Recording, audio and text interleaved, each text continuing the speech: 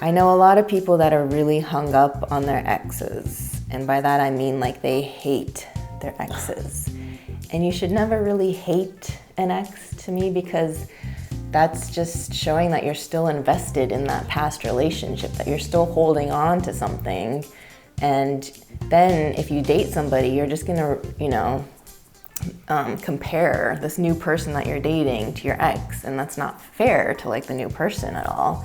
And so I think before, you start dating, exhausting. Yeah, it's very exhausting. So I think before you start dating, you need to do all that inner work and figure out, well, what went wrong in that relationship. So how do you break the cycle of like let's say you do date the same person, how do you get out of this bubble? Now we live in this whole world where you can just get an app and click on a guy and then meet up in 2 seconds kind of thing. I can't even speak on that. I know, but I feel like, use those types of things to your advantage. Like just, you have to practice at it. You have to work at it. And then, when It's the right person, basically. when you meet the right person, then you're ready for it, like it helps you weed out people. It helps you learn more about other people.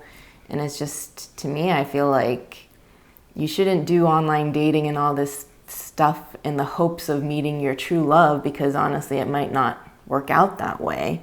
But you should do it as an exercise to get yourself out there and start meeting more and more people. But if you're really like ready for a relationship, you have to be completely open. What I mean is like, don't go walking around, with the headphones on and, your phone in your face and all this stuff. You have to be aware of your surroundings. You have to be ready to catch that guy's eye or that girl's eye or whatever it is, like you have to be so like open to it that. Yeah, that's interesting. Like this idea of, you might think when you go home and you think, oh, I really need a boyfriend or girlfriend, you might think you're open because then you just thought about it then, but you really have to live open. Yeah, definitely. You can't close yourself off, which most of us do because, that's what we do. We are so focused on other stuff that we're not really seeing the people around us, that we're not open to it, because you could have just passed by Mr. Right down aisle 3 in the grocery store, but you were too busy like listening to your audiobook that you didn't even notice him.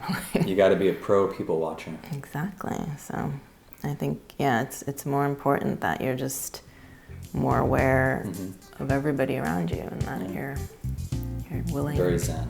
Yeah, it's very zen.